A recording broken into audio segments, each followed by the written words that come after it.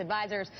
But we'll move on to another subject, and I do want to talk about the Ron Paul channel a little bit. I know you just interviewed your son, Rand Paul, and he also has taken a pretty strong stance on intervention. I wonder, what is your consultation with Rand Paul like in terms of foreign policy these days? Do you speak to him on the phone regularly?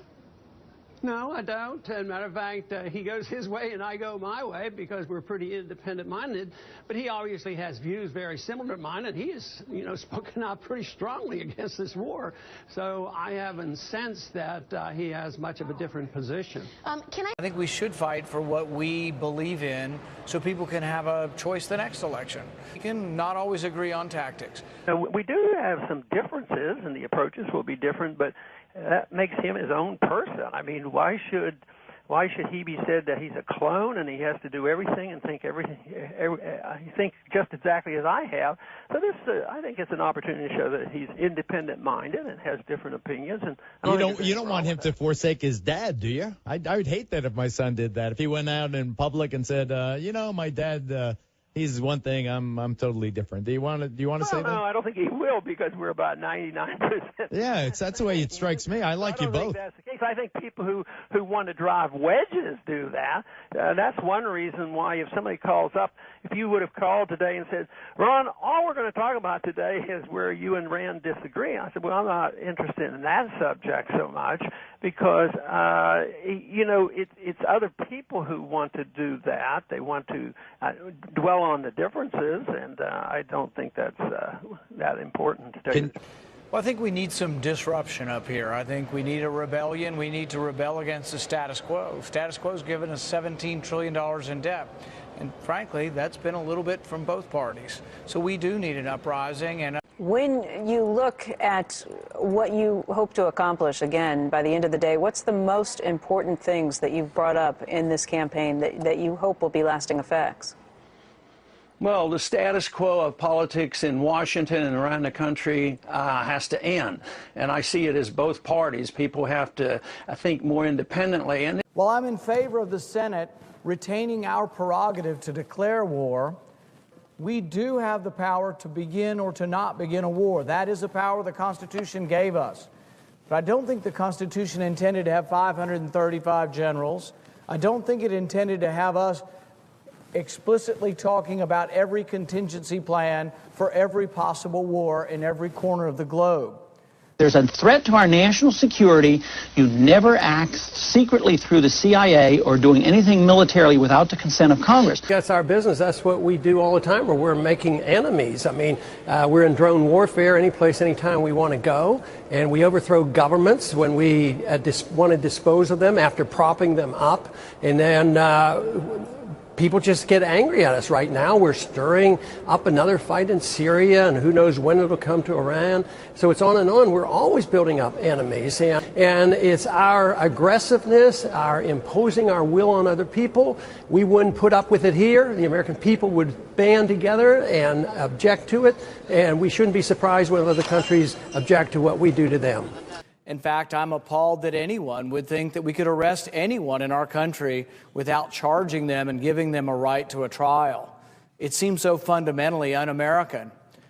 Put in private prisons and never get a trial. There's something very un-American about that, let me tell you. We have a chance to replace fear with confidence. Confidence that no terrorist and no country will ever conquer us if we remain steadfast to the principles of our founding documents. We have nothing to fear except our own unwillingness to defend what is naturally ours, our God-given rights. We have nothing to fear that should cause us to relinquish our rights as free men and women. I urge my colleagues to reject fear, to reject the siren call for ever more powerful government. A right to a jury trial is granted criminal defendants in order to prevent the oppression of government. It's not just about a fair trial. It's about checking your government. Because they know the American people are with me. If you ask a question, should we send money to countries that don't like us and disrespect us? 80 to 90% of the American people are with me on this. I'm just saying you don't have to bribe people to be your friend. We don't have the money anyway. We got to borrow the money from China to send it to Pakistan. I'm not saying don't have relations with Pakistan. Many in Pakistan have been sympathetic to our country. Many in Pakistan have helped our country. But many in Pakistan, with a wink and a nod, look at us, take our money, and laugh at us. They cash our check and they laugh at us. The American people are tired of this. Our treasury is bare. There are a multitude of reasons why we should not continue to send good money after bad. 70% of our military money is spent overseas, subsidizing rich allies. It should be spent on the defense of this country. We give Egypt $3 billion a year, and you know what? Egypt can't protect or won't protect our embassy. Money down a rat hole, down the drain, wasteful. We don't have it. We can't hardly borrow it anymore, so we print it. And we can't buy friendship, we buy more enemies. And I've argued that we have only two types of foreign policy we offer. If they do exactly what we tell them, we give them money. If we don't, if they don't do it, then we go and bomb them. But it looks like now we do both. We give them money, and they kill us with our money. My position is not one penny more for Libya or Egypt or Pakistan until they act like our allies. Let's send it when they start behaving like civilized nations and come to their senses. Why don't we take half of the $4 billion that we wouldn't send to Pakistan? Let's take half of that and put that into veterans benefits. I'm willing to triple the size of the veterans benefits bill if we'll take the money from an area where we shouldn't be spending it.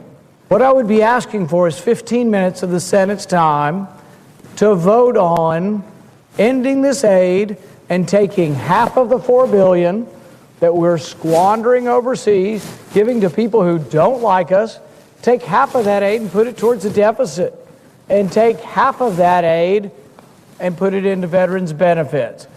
Let's memorialize those people who sacrificed their lives and the veterans by saying we're not going to give money to a country that disrespects and disavows everything we've done over the last 10 years to combat terrorism. Currently, Congress has about a 10% approval rate. One of the reasons is we don't even obey our own rules. For goodness sakes, 600-page bill, and I got it this morning. Not one member of the Senate will read this bill before we vote on it. We're going to vote on this in the next 30 minutes. I and Senator Lee and others will object to this. We'll have a point of order that our own rules say that it has to be posted online for 48 hours. 600 pages. No one will read it. No wonder our approval rating is 10%. Nobody knows what we're voting on. Last week, the Senate and House demonstrated again why their approval ratings are so low. The 164-page fiscal cliff bill was made available to senators just 3 minutes before the vote was taken on the legislation. No one can read 154 pages in 3 minutes, so it's safe to assume that the legislation was passed without being read. Then the House brought the lengthy and controversial bill to vote just 22 hours after the text had been available, meaning a full reading of the legislation was not likely possible. This isn't the way we should operate. The American people want to know, why do we all of a sudden say, oh, the government's going to shut down if we don't do something in 3 days? Well, what were they doing for the previous 3 months? What's going on up here? I have a bill in Congress that says we should read the bills before we pass them. It says that we should wait 1 day for each 20 pages. So we'd be given time to read 600-page bills. Zero on the other side of the aisle voted for their own president's budget. How are we going to get to compromise if they're not showing up for work? How are we going to get anything done if they don't obey their own rules? I think this is why the American people are unhappy with what's going on in this body. I object strenuously to it. I will vote against this, and I will raise a point of order that says we should read the bills before we pass them. We'll just overturn this by saying we are the majority and we deem it so. We are the majority. We don't care what's in the bills. We don't care to take the time to read the bills. We are in the majority and we deem it so. That is a problem. You know, when there's a Read the Bills Act over there, and of course I think that's a proper thing to do. You ought to read the bill. There was a senator, I can't think of his name. I think he was from Kentucky. And And he was able to stop that. Once it got out on the table, they said, oh, we didn't know that was in there. Of course, that's always possible because they don't have the vaguest idea what they're voting on most of the time. But, I have to admit, I haven't read all those bills. I mean, if they're 1,000 pages long, my staff has good instructions. They say they have an easy job. They say all they have to do is show me if it's unconstitutional. So a lot of times they only have to read the first page.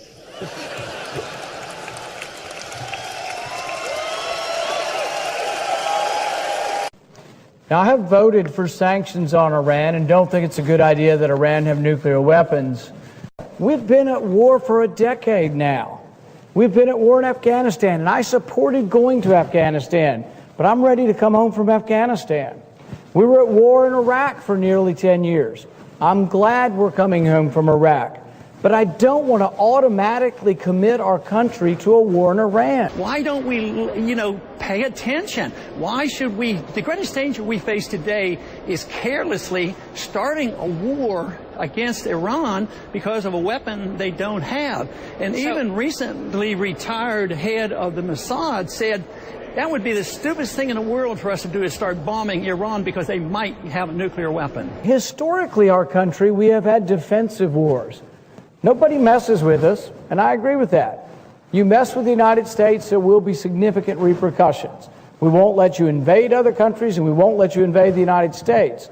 But the idea that we will have offensive war and not defensive war is a concept that is new in our history. And I think it's a dangerous one. A country that vows to never contain an enemy is a country that vows to always preemptively attack. I'm proud of being for a strong national defense. I'm proud of being for protecting our country. But I cannot accept a resolution that says we will completely get rid of the containment strategy that really was a strategy that kept us safe for 60 years during the most aggressive and dangerous war we've ever encountered, the Cold War. We do away with the confrontation, but stand firm and sure of ourselves. Some would argue that the leadership of North Korea is equally as irrational as the leadership of Iran, if not more so. So we are able to contain a two-bit socialist, very small and unproductive country like North Korea. I see no reason why, if we had to, we couldn't contain Iran. I've come to the conclusion that I see no threat to our national security. There's no convincing evidence that Iraq is capable of threatening the security of this country, and therefore very little reason, if any, to pursue a war. I think the Iraq war was a mistake. I wasn't here, but I would have voted no. I fear that we're pushing on. Every month there has to be a new and more bellicose resolution to ensure that we will go to war and that at all costs we will go to war in Iran. I think it's a mistake. But there are other things to do besides saying we will always have to go to war. I don't for 1 minute believe everything they say or think that they're trustworthy, but it's better than war to have negotiations, even with a fallible and perhaps deceitful partner sometimes, but it's still better than war.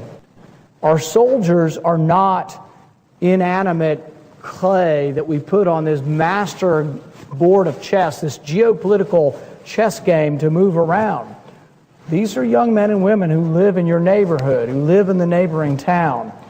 And when I think about war, when I think about this resolution, I don't think about empty black and white words on a page.